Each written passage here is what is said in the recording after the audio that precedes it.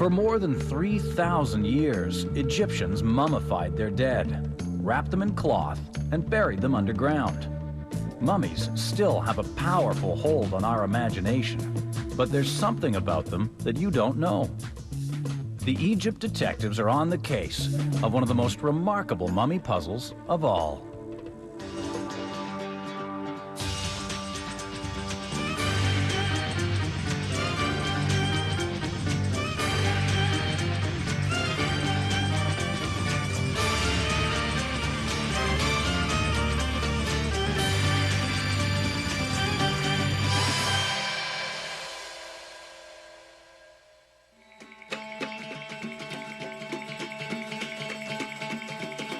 For more than 3,000 years, the ancient Egyptians mummified their dead and buried them in style. But they didn't just mummify people. They used their skill to do something very odd indeed.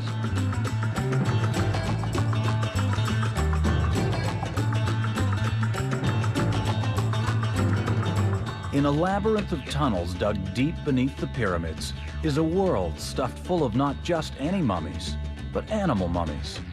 Why on earth did the ancient Egyptians mummify so many animals? Egypt detectives Dominic Montserrat and Miriam Cook are looking for answers in Saqqara, near modern Cairo. This was the burial ground of the pharaohs. Egypt's spectacular pyramids were enormous tombs that hid the mummified bodies of kings. The pyramids were eerie places. The glittering treasures they held were hidden down dark tunnels, perhaps guarded by dire curses. In Saqqara, the pyramids also held something else. There have been incredible discoveries made here. Thousands of clay jars have been unearthed. Inside each, mummified animals, hawks, cats, even baboons, a well-preserved zoo of the dead. Literally millions of animal mummies have been found. But why are they here?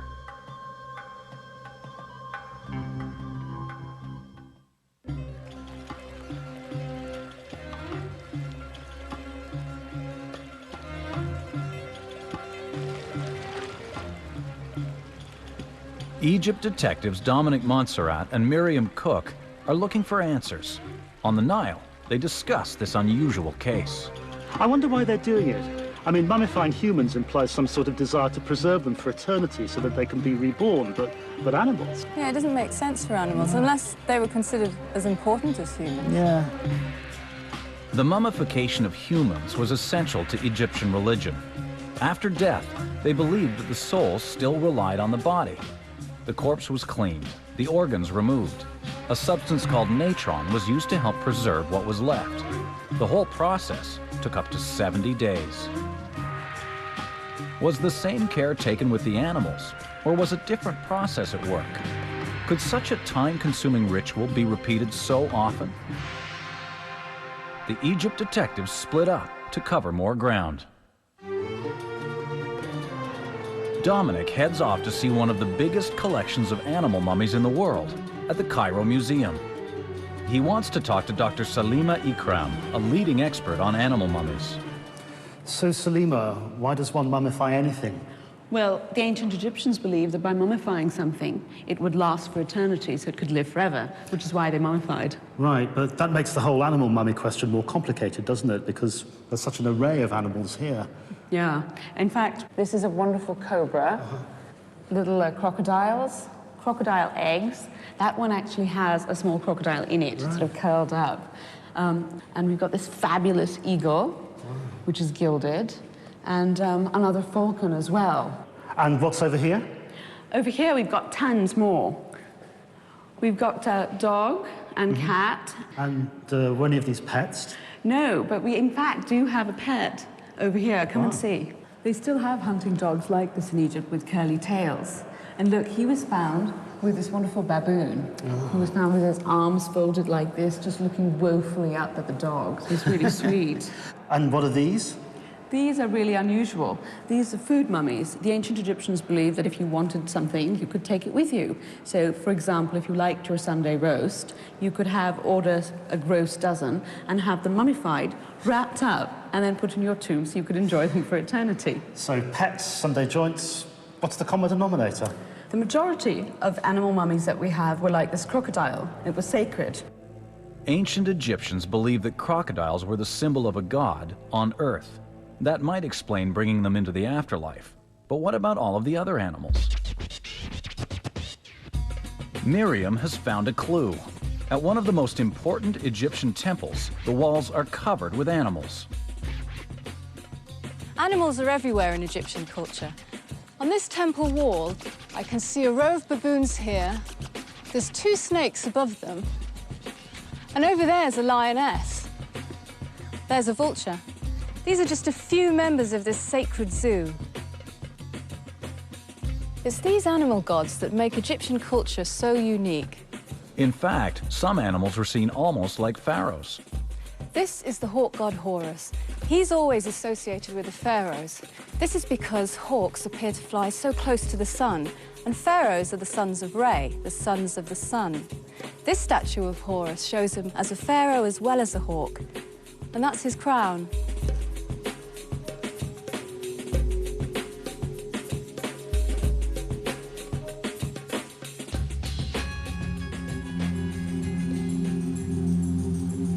Some animals were linked to pharaohs and were worshipped as gods. But how were they treated in death?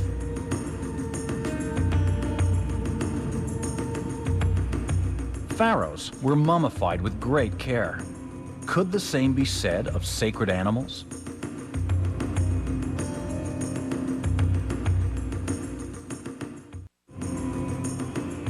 It's one of the greatest mysteries of ancient Egypt. Why were millions of animals mummified? To uncover the truth, the Egypt detectives turned to Dr. Stephen Buckley. He spent years trying to understand the exact process of mummification. He could be the expert the detectives need. To find the clues buried here, Buckley has unwrapped animal mummies. He's turned modern chemistry on these ancient artifacts to see exactly how it was done, and if it was the same process used on humans. Buckley's work could be the answer the detectives are looking for. And here you're seeing plant oils and beeswax being mixed together, which is also what we see in many of the human mummies at this time. The care and attention taken with this hook suggests that they were looking at this as being a representation of the particular deity of Horus. It looks as if some animals, the ones associated with gods, did get the same treatment as humans, but the detectives need more proof. And according to Egypt's leading expert, Dr. Zahi Hawass, the ancient Egyptians saw their gods within animals. You know, you have to understand the religion of ancient Egypt. And the religion of ancient Egypt, that the Egyptian looked at animal as sacred and divine, because animals did play an important part in the life of the ancient Egyptian. When the Egyptian mummify a cow and worship a cow, it did not mean that the Egyptian worshiped the cow. They worshipped what is in the cow. The Egyptian looked at what is in the animal to worship, the brilliance and the divine. But the detectives need more proof. To find it, they journey to Saqqara and visit one of the most astounding animal graveyards.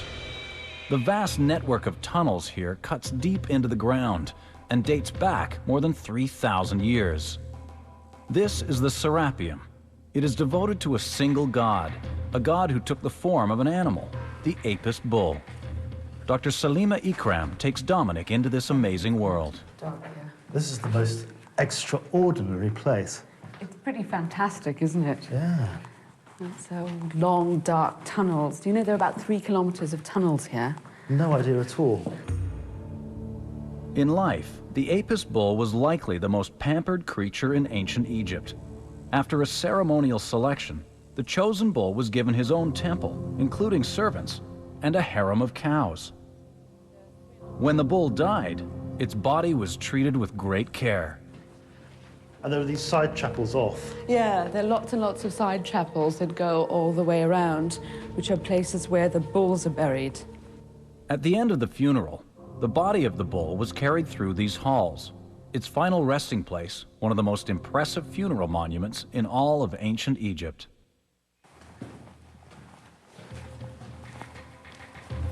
Here it is. Good heavens. That is colossal. It's really huge. Would you mind lighting me down, please? Of course not. This is a sarcophagus for one of the sacred Apis bulls. Why spend all this time, money, and engineering expertise on a bull? During their lifetime, they would be oracles, they would be the god incarnate. People could actually approach them and pray to them and ask them questions, and the god would respond. And it was one of the few times that any normal Egyptian could have an interaction with a divinity. How did it end up in this enormous stone box? Well, after they died, they were mummified because they were the same kind of things, gods on earth. So they would have been eviscerated with all their internal organs removed. They would have then been dried with natron, and after that they would have been wrapped up with bandages. And then after that they'd be brought down through this corridor with great pomp and circumstance and celebrations and weeping and wailing at the same time, and then finally put inside these boxes, in these sarcophagi where they were supposed to rest for eternity.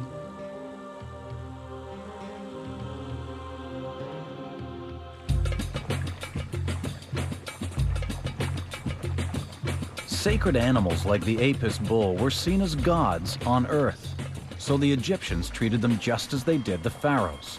The same care was taken, the same process used.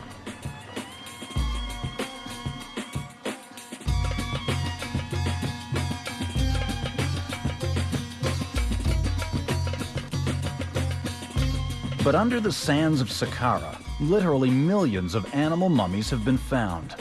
It's a confusing discovery. Were all of these animals as sacred as the Apis bull? The investigation is about to take a surprising turn toward an unexpected link: the fall of Egypt itself.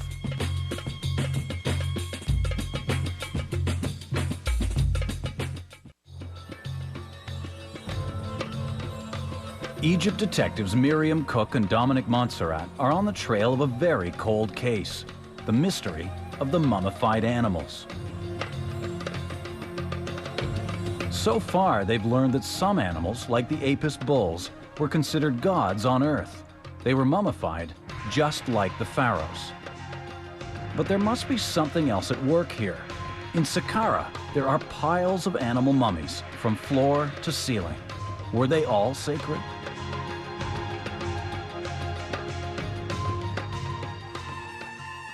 The animal graveyard was first discovered in the 1920s. It's a maze of winding tunnels, but it is very different from the burial chamber of the Apis bull. Here, many different kinds of animals are all piled together. Why are they here? Of the thousands of burial places left by the ancient Egyptians, the catacombs here at Saqqara must be the strangest. For buried down here are more than 2.5 million animals, every one of them mummified. And this is just one of them. The detectives see baboons here, ibis, hawks, dogs and cats, mummified animals that have been here for thousands of years. The mummification process for humans took more than 2 months. Surely not all of these animals were treated in the same way. The detectives asked Dr. Stephen Buckley to take a closer look.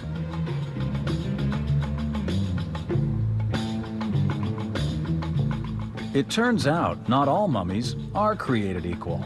Although it's very clear that some of these mummies were treated with a great deal of care and reverence and expensive materials, many others were fairly cheap and cheerful. And in fact, some put together by using sticks and other bits of material. Buckley found some animals that were mummified fakes, corpses with nothing at all inside. This was quite different from the careful process used to mummify humans or sacred animals like the Apis bull. What was going on? The detectives have a theory, but they need proof. Miriam and Dominic know that the burial chambers built for the Apis bull was created about 1400 BC. Perhaps these other animal mummies were made at a different period in time. If we focus on the wrappings, these can be a useful way of determining which period in Egyptian history they came from. The more elaborate wrappings came relatively late, 300 BC and onwards, during the Ptolemaic and particularly the Roman period, up to about 400 AD, where we really saw a big explosion in these numbers at this time. Buckley's evidence is crucial. Why did animal mummification take off after 300 BC, a time when ancient Egypt was in decline? The detectives have another stop to make. The case leads them to Alexandria, once the glittering capital of Egypt. It's one of the greatest mysteries of ancient Egypt. Why were millions of animals mummified? The strange case brings the Egypt detectives to Alexandria. Here, about 300 BC, there was an explosion in animal mummification. So the key is those few hundred years, and we need to find out what was happening in Egypt at that time. Well, at that time, Egypt is changing beyond all recognition. We're here in Alexandria, the city built by Alexander the Great. He conquered Egypt and added it to his world empire. Then his successors ruled it for the best part of 3 centuries. And during that time, the culture changed. Egypt had been conquered before and recovered, but the arrival of Alexander the Great changed things forever. Alexander himself stayed in Egypt for a very short time. Those he left behind to rule this corner of his empire stayed for more than 300 years. The Ptolemies ruled Egypt like pharaohs.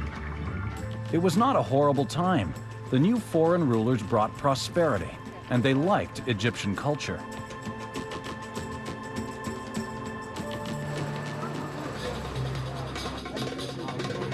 But the detectives think there's a connection between the new rulers and the strange growth in animal mummification. For proof, they go to one of Egypt's biggest temples, at Edfu. This immense temple was dedicated to the hawk god Horus. It was built by the new rulers of Egypt. They can be seen on the walls here as pharaohs. Before Alexander the Great, Egyptian temples were off limits to most people. Like so much else, though, that changed.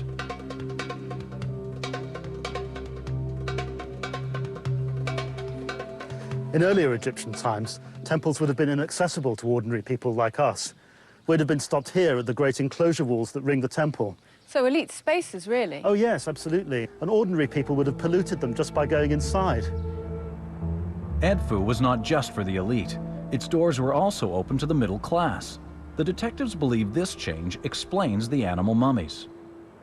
And the evidence lies in the architecture. Come and have a look at this. You'd never get a structure like this in an earlier Egyptian temple, right inside the enclosure walls. It's a complete innovation. So it's as though the great temples are being integrated into the private religious lives of individuals. And what evidence do we have for this? Oh, lots of documentation. So really big changes are happening. The boundaries are being broken down between the public and the private spaces, and people are being allowed in. Yeah, that's right. What we need to do now, of course, is relate it back to the animal mummies. To make the link, the detectives head north again. Dominic knows the temples kept detailed records.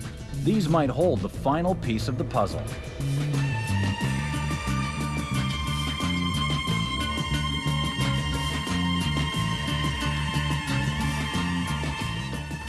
I'm looking at a drawer full of Egyptian temple records, and they're written on pieces of broken pot, which was actually a very common way of archive keeping at that time. And from what I'm seeing here, I'm getting an amazingly detailed picture of life in an Egyptian temple in all its facets: ritual, economic, social. The shards of pottery hold the proof they're looking for.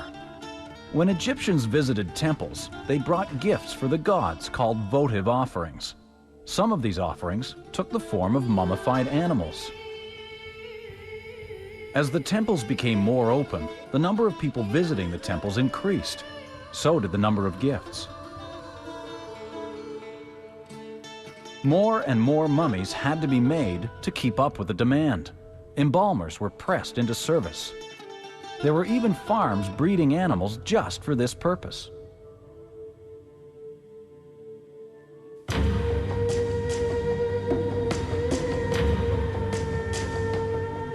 The temples were turned into virtual mummy factories.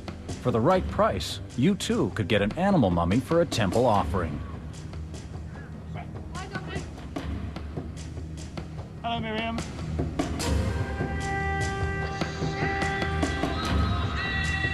So what is going on? It's a combination of religion, culture, and money. Are you saying that the priests are making money out of the animal mummies? Well, not exactly. Remember what's happening at this time. The Egyptians are coming more and more to the temples, and they want to show their piety and devotion to the gods by leaving a votive offering, an animal mummy. The priests sense a money-making opportunity, and so they start producing animal mummies to sell to the public. Well, that would explain the mass production and the presence of those faiths that Stephen was talking about. Exactly. Religion, culture, and money all come together. Result, 2.5 million animal mummies.